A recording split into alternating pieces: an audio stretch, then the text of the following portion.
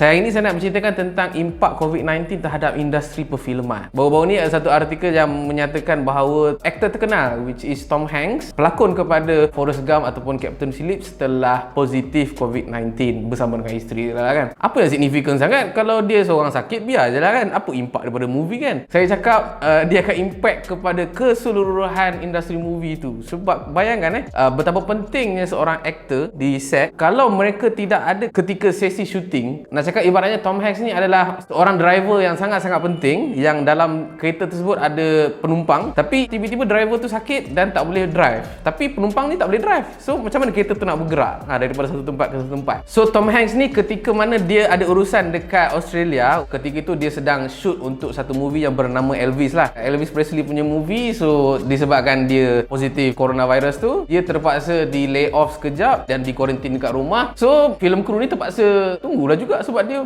pelakon utama kot, takkan nak gantikan saya pula dalam movie tu, tak handsome pula.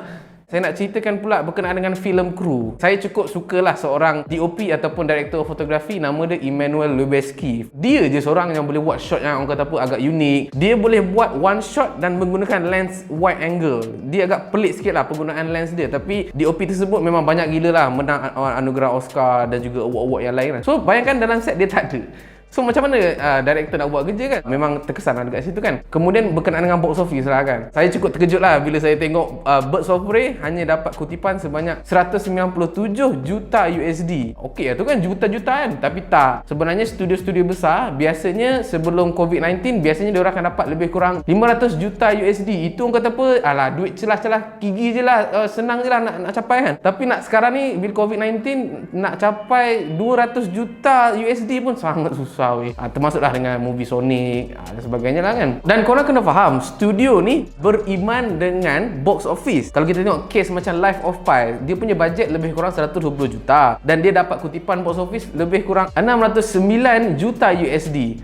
Untung lah kan. Tapi it turns out Life of Pi bankrupt. Sebenarnya kutipan senang cakap kena 3 hingga 5 kali ganda lah kutipan daripada bajet movie tersebut. Kalau tak memang bankrupt. This is Hollywood ataupun movie industry secara general. Dan yang keempat, dia akan jejaskan tarikh tayangan sesebuah movie. Contoh macam Fast and Furious 9, Mulan dan in fact A Quiet Place Part 2, in which baru nak keluar bulan ni dan saya nak tengok tapi tak keluar. Betul, tapi tak apalah, pasal kesihatan kan. So bila movie ni dah delay, of course lah cost akan meningkat. Sebab korang kena ingat, movie production ni mostly adalah diorang akan sewa barang, diorang akan pay actor per hour, kadang-kadang per day even 3 hingga 5 kali ganda lebih besar lah cost dia untuk satu movie. Satu studio of course lah ada lebih kurang 10 hingga 20 movie kan. So bayangkan ke 10 movie tu delay. So menyebabkan diorang ni terpaksa lah pinjam duit macam Netflix buat sampai berhutang 12 bilion. Itu sebelum COVID-19. Sekarang ni dah COVID-19, saya tak tahulah movie studio ni nak pinjam berapa bilion lagi untuk survive the business itself lah kan. So kita sebagai movie goers yang suka tengok movie pada Sabtu dan juga Ahad, apa yang kita boleh buat? As much as saya nak membantu industri perfilman, lagi-lagi filem tempatan lah kan, saya rasa kita tak boleh nak sacrifice in terms of kita punya kesihatan lah kot. Kita kena berharapkan diorang ni, industri filem ni, untuk release movie-movie dia dekat contoh macam Netflix ke, iFlix ke, ataupun dekat mana-mana streaming platform. Sebab terpaksa lah nanti kalau kita pergi ke wayang ada orang batuk dekat dalam tu, lepas tu turns out dia pun adalah certified punya patient of COVID-19.